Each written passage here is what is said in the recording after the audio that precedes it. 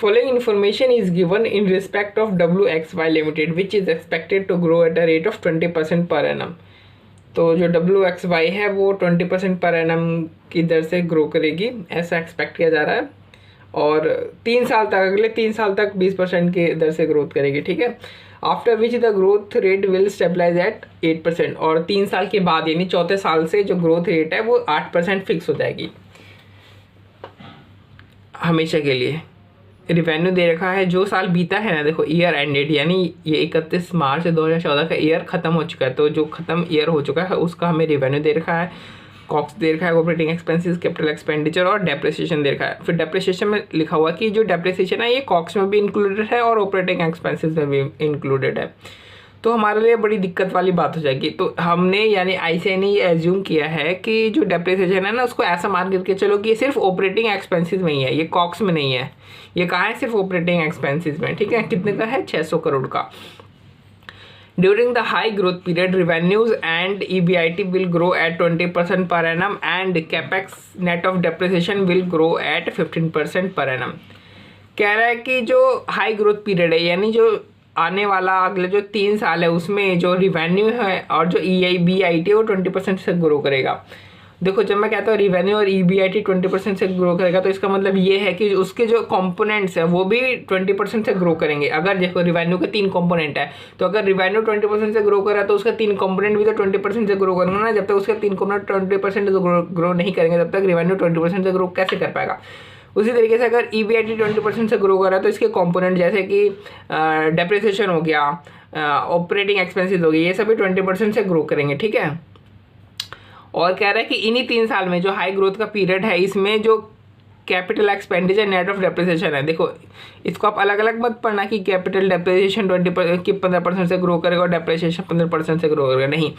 Capital expenditure net of depreciation मतलब capital expenditure minus depreciation करके जो फिगर आएगी उसे हम बोलेंगे कैपेक्स नेट ऑफ डेप्रिसिएशन। वो फिगर 15% से ग्रो करेगी इन्हीं शुरुआती 3 सालों में। शुरुआती 3 सालों में जब रिवेन्यू और EBIT 20% से ग्रो करेगी तब उन्हीं शुरुआती 3 सालों में जो कैपेक्स माइनस जो डेप्रिसिएशन है वो 15% से ग्रो करेगी।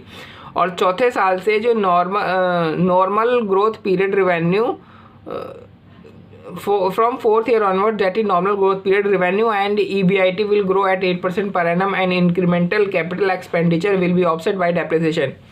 कह रहा है कि चौथे साल से जो नॉर्मल जब ग्रोथ पीरियड स्टार्ट होगा वहाँ से रिवेन्यू और EBIT 8% से ग्रो करेगी, ठीक है। यानी शुरू के 3 साल रिवेन्यू EBIT ग्रो करेगी 20% से, capital expenditure net of depreciation इन्हीं 3 साल में ग्रो करेगा 50% से, और चौथे साल के बाद से क्या होगा, जो रिवेन्यू और जो EBIT है वो 8% से ग्रो करना शुरू करेगा, और जो कैपिटल एक्सपेंडिचर और जो डेप्रिसिएशन है ये दोनों आपस में एक दूसरे को नेट ऑफ कर देंगे। मतलब ये दोनों आपस में एक दूसरे को क्या कर देंगे, नलीफाई कर देंगे। मतलब अगर आप इन दोनों को नहीं भी दिखाओगे तो भी कोई फर्क नहीं पड़ेगा। During both high growth and normal growth period, net working capital requirement will be 25% of the revenue। कह रहा है कि चाहे हाई ग्रोथ पीरियड हो चाहे नॉर्मल ग्रोथ पीरियड हो, जो वर्किंग कैपिटल है वो हमेशा क्या रहेगा, जो वर्किंग कैपिटल है वो हमेशा रिवेन्यू का 25% ही रहेगा।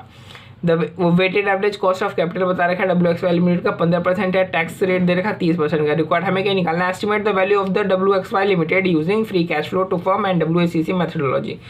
हमें फर्म की यानी जो WXY लिमिटेड है उसकी वैल्यू निकालनी है, किस मेथड का यूज़ करके, FCFF एंड WACC मेथडोलॉजी का यूज़ करके निकालना है।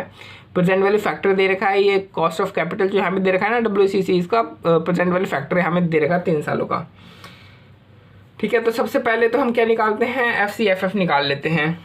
ये देखो ये जो पास्ट ईयर के जो खत्म है ना फिगर्स वो मैंने यहाँ पे लिख दिया है, ठीक है। ये पास्ट ईयर के फिगर्स है। तो रिवेन्यू 7,500 का था, कॉक्स 3,000 का था, और ऑपरेटिंग एक्सपेंसेस कितने के थे, हमारे ऑपरेटिंग एक्सपेंसेस है 2,250 का। लेकिन इसके अंदर हमने एज्यूम किया था कि सारा का सारा डेप्रिसिएशन है 600 करोड़ का इंक्लूड, तो मैंने क्या किया, इसको हटा दिया। तो ये विदाउट डेप्रिसिएशन मैंने लिखा है इधर ऑपरेटिंग एक्सपेंसेस कितना 1,650 का, और डेप्रिसिएशन को अलग से लिखा हुआ है, ठीक। और कैपिटल एक्सपेंडिचर माइनस ये बाद में बताऊँगा ये चीज़ में, ठीक है। और वर्किंग कैपिटल देखो कितना है, वर्किंग कैपिटल 7,500 का 25% आ रहा है, ठीक है। फिर इसको शुरू के 3 साल 20% से ग्रो करना है अपने को, सारी फिगर्स को 20% से ग्रो करना है। उसके बाद चौथे साल से 8% से ग्रो करना है अपने को। फिर EBIT आ जाएगा, इसमें हमने इंटरेस्ट लेस नहीं करना। क्यों? क्योंकि हम फर्म का निकाल रहे हैं फ्री कैश फ्लो, इक्विटी का नहीं निकाल रहे हैं, इसलिए ध्यान रखना, इस बात का खासा ध्यान रखना है अपने। टैक्स लेस किया, नोपेट आ गया, ठीक है। नोपेट में से क्या करेंगे हम, कैपिटल एक्सपेंडिचर और डेप्रिसिएशन को अलग अलग लिखने की बजाय यहाँ पे हमें एक साथ बोला कि आपको एक साथ दिखाना है और 15% से ग्रो करना है, तो अपन ने क्या किया, एक साथ दिखा दिया। तो प्रीवियस ईयर का भी तो पहले एक साथ दिखा दिए, तभी तो हम पता चलेंगे कि कितना परसेंट ग्रो करेगा। तो देखो प्रीवियस ईयर का 750 करोड़ का कैपेक्स था, डेप्रिसिएशन 600 करोड़, यानी नेट करोगे तो कितना, 150 करोड़ का आएगा। तो नेट 150 करोड़ का ये दिखाया हमने। फिर इसको हमने 15% से हम ग्रो करते गए हैं। क्या करते गए हैं, 15% से ग्रो करते हैं। मतलब देखो हम इधर क्या करते हैं, change in working capital, change in capital expenditure ये लेस करते हैं। हाँ, तो ये क्या है, ये अगर ये कह रहा है कि अगर ये कैपिटल एक्सपेंडिचर 15% से ग्रो कर रहा है, इसका मतलब ये नहीं कि पूरा कैपिटल एक्सपेंडिचर, ये सिर्फ इंक्रीज इन कैपिटल एक्सपेंडिचर। क्या है, इंक्रीज, यानी ये कितने से इंक्रीज हुआ है, 115% से इंक्रीज हुआ है ये।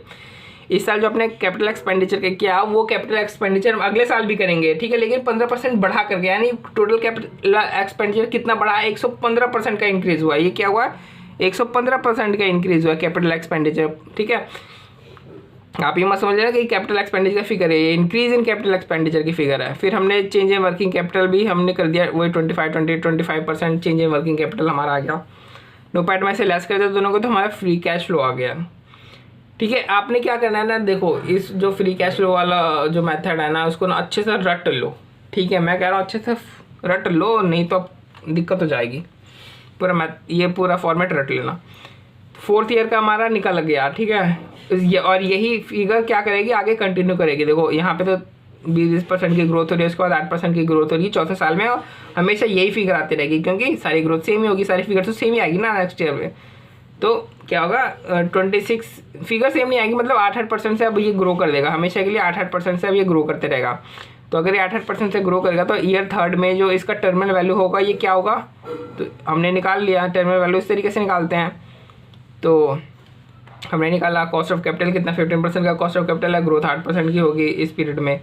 और ये हमारे पास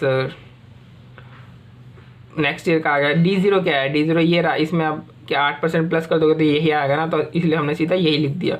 तो ये आ गई टर्मिनल वैल्यू आ गई 3rd ईयर के एंड पे। अब क्या करेंगे, अब हमें कैश फ्लो डिफरेंट पीरियड की पता चल गई, इन सबको PV कर दो, तो एक पॉइंट ऑफ टाइम पे ही, यानी शुरुआत की पॉइंट ऑफ टाइम पे आ जाएगा। तो सबको PV कर दिया हमने, PV कर दिया, तो हमारा कितना निकल के आया, हमारे निकल के आया जो बिजनेस ऑफ द वैल्यूएशन या जितने भी कैश फ्लो से उन सबका PV कितना निकल के आया, हमारा निकल के आया 28,850 के निकल के आया, 28,850.52 करोड़ निकल के आया। ये क्या है, ये हमारी फर्म की वैल्यूएशन आ गई FCFF मेथड से।